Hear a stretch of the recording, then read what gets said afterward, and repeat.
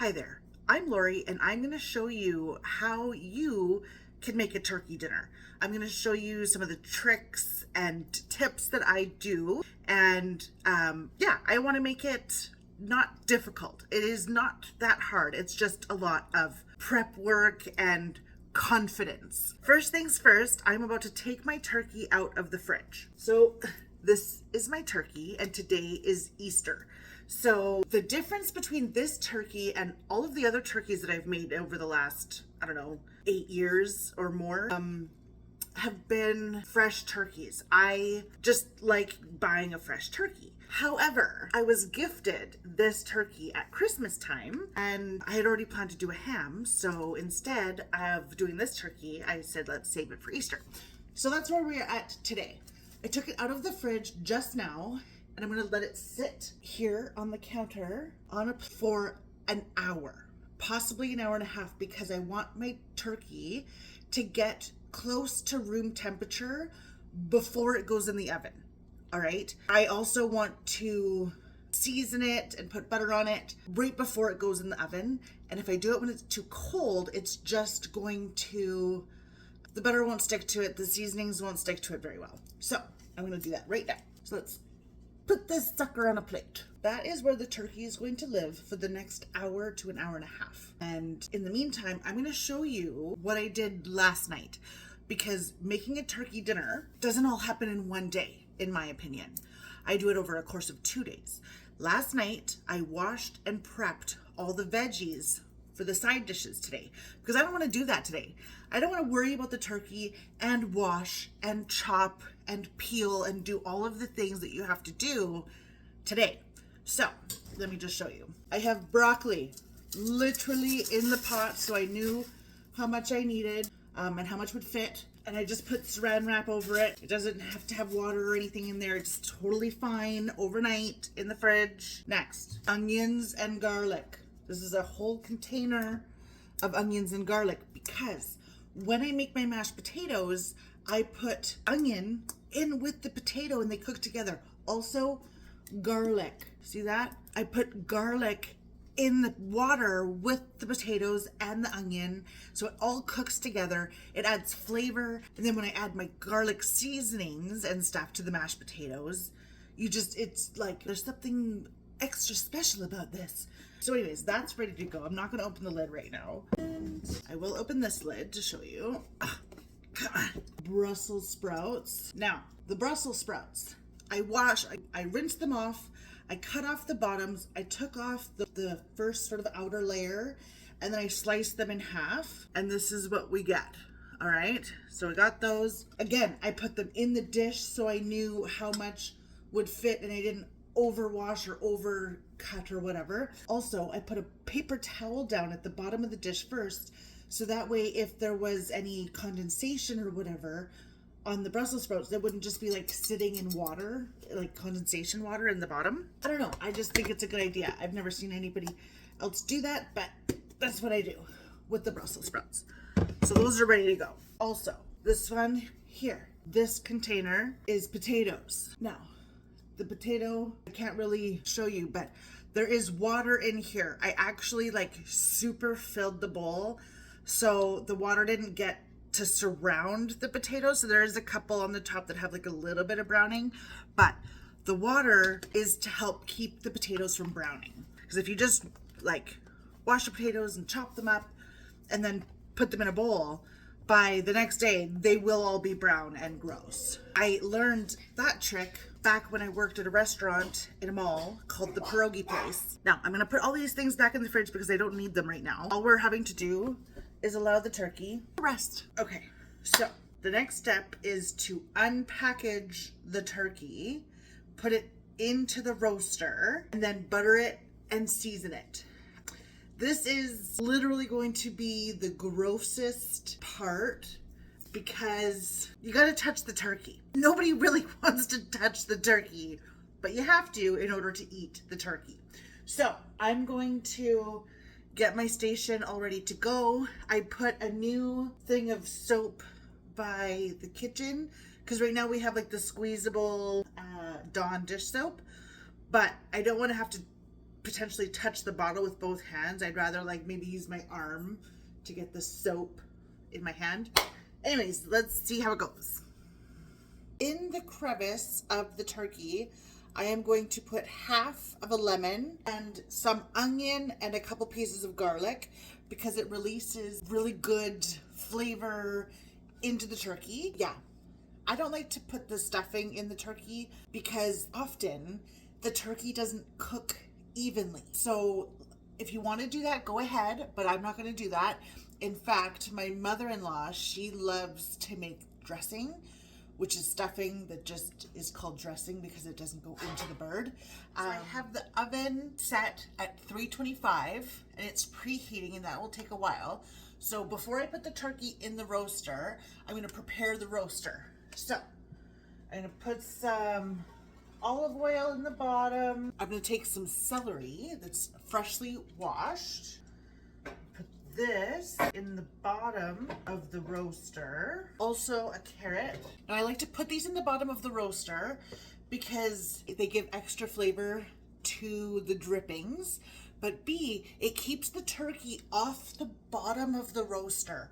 So it's easier to remove the turkey once it's cooked and heavy. It's nice that the turkey isn't just sitting on the bottom of the roaster. I don't know. I'm gonna save one stalk of celery to go inside the bird. That'll be next. All right, I'm gonna take the turkey out of the bag and put it into the roaster on top of the celery and the carrot. If I was thinking ahead, I would have bought new carrots and I would have not used so much celery, but here we are. So this is what you got, okay? And I'm not peeling the carrot because I'm not gonna eat the carrot, so it doesn't need to be peeled, but it is washed. All right, I'm gonna use a sharp knife here. So here beside me, I've put the garbage can because I'm not gonna want to drag this wet bag across my kitchen. I want the bag to be by my side as my partner. All right, here we go. Gross. Okay, I got it. So you can see there's like a plastic thingy in here. I don't really know what that's about, but I know I don't want it in there. Okay, first of all, there's a piece of the turkey. It goes in the bottom. And I'm reaching in to grab this bag of stuff. Ew, I just got turkey goo on my face. No! Continuing to pull stuff out of the middle. This is the neck. That is the turkey neck. Again, it goes in the bottom of the roaster. Okay, gross. Remember, this is the grossest part of the whole thing. Into the roaster. Just like that. Now, there's a lot of juice in the bag. It's gonna go down the drain, and then the bag goes immediately into the garbage. This bag that was in the turkey, it's gonna go in the garbage. This plastic thing that was in the turkey, it's going in the garbage. And I'm washing my hands. Okay, preliminary wash with this soap. So now they're clean enough that I'm gonna use my Dawn dish soap. Gross. Okay, so did I get turkey juice on my face? Yes. Did I touch my face with my hands? No. What I'm gonna do is, my plan anyways, is once I get the turkey into the oven, I'm gonna go shower because I have at least 1 hour where I don't have to do anything. So that's when I shower and get ready. So I'm gonna move the turkey to sit on top of the oven. Put the garbage can away. Rinse off the plate that the turkey was on. And it's gonna go immediately into the dishwasher. Same thing with the knife I used to open the turkey. And then I'm gonna get some Dawn dish soap on some paper towel. I use paper towel so I can throw it away. And then I'm gonna clean off the counter because you don't want any turkey juice on the counter, okay? Ain't nobody getting sick today. Now I'm gonna get clean, wet paper towel, go over the counter again, and now a dry paper towel to finish the job. All right, now listen, that was the hardest part of the turkey dinner, okay? The next part is the buttering and the seasoning. Yeah, it can also be a little bit gross if you rub the butter with your hands and stuff, but removing the turkey from the bag, putting it in the roaster, pulling out the stuff inside, it is the worst part. And that part is done. It's over. Don't even have to think about it anymore. Now, I still have about 10 minutes before it goes into the oven. So probably in about 8 minutes, I'm going to season the turkey. And then I'm gonna get in the shower. All right, we're ready. It is officially 1 p.m. I'm going to pat dry the turkey. The reason why you want to pat it dry is because you want all the seasonings to stick. And if it's at all wet and cold, the seasonings will not stick. Okay, gross. Ew. All right, I just washed my hands again. That's one thing about cooking a turkey dinner. You're gonna wash your hands a lot, okay? Don't be afraid to wash your hands a whole bunch.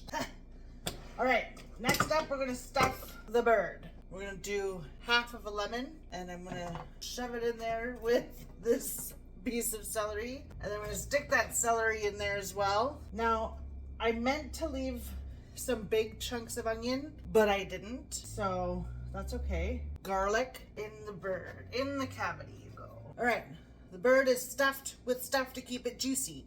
I'm gonna wash my hands again. All right, let's dry the hands. Next up, we're going to season the turkey with some butter. Take the butter in your hands, rub it on the bird. Is this also gross? Yes. Is it as bad as sticking your hands in the cavity?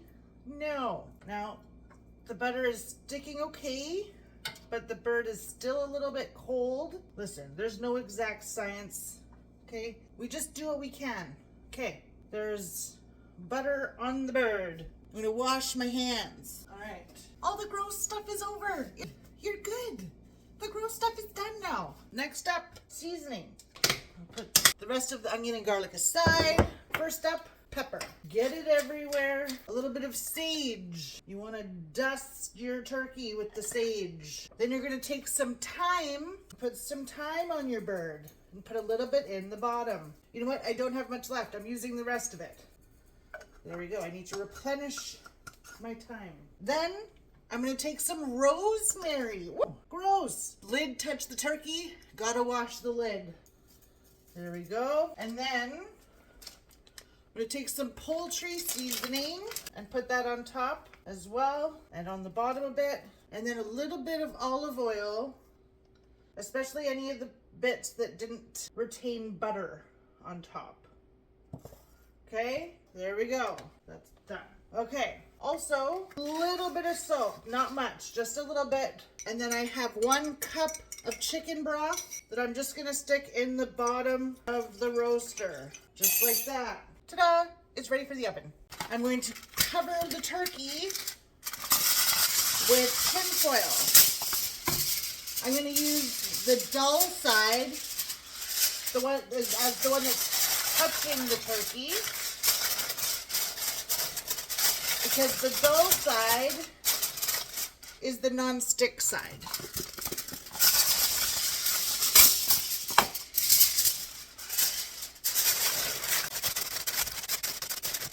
And it goes into the oven.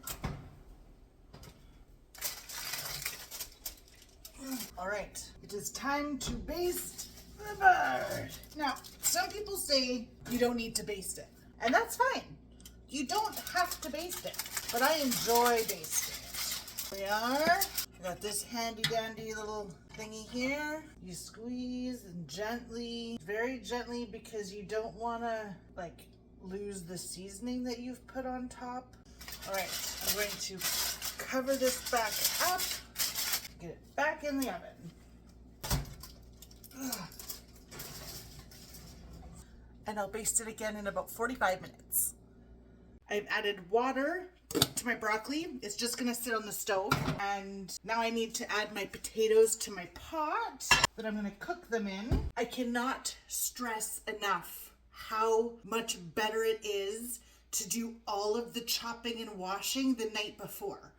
I would not want to do this right now. All right, add all my potatoes to the pot. See, look at that, perfect. Also, to my potatoes, I'm going to add onion and garlic. This is what I have left of my onions and garlic, and I'm going to add them to my Brussels sprouts. I've added fresh water to the potatoes. And I'm just mixing them around so the onions and garlic get mingled in there. And let's do the Brussels sprouts next. So first things first, I'm going to take out the paper towel. There we go. And I'm going to get some oil. I've got some avocado oil here. Drizzle. Don't be afraid of the oil, okay? And then I'm going to season these up. But first, I'm going to add my onions and garlic. The last of it. Okay, done. That whole container is being used.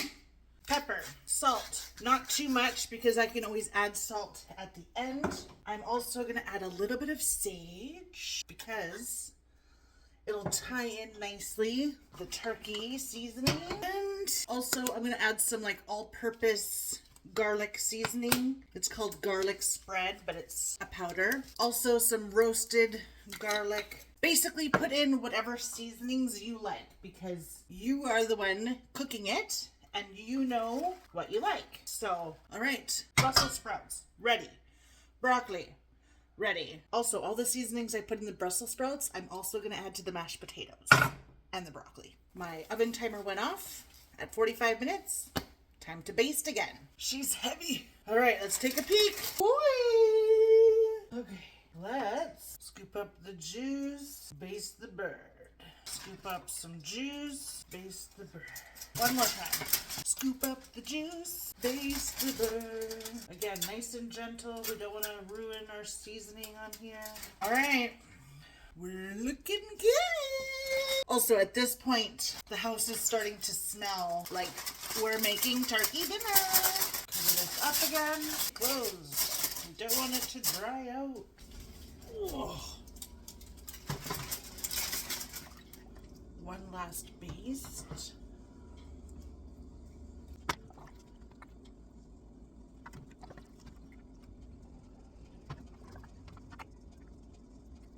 Back in the oven.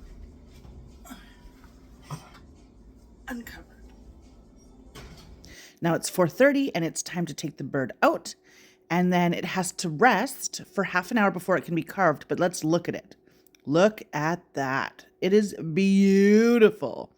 So here it is covered. It's going to sit here for 30 minutes. Now in that 30 minutes, I'm going to take the dressing that my mother-in-law made and put it in the oven. I'm keeping the oven at 325. It's going to be in there for 20 minutes.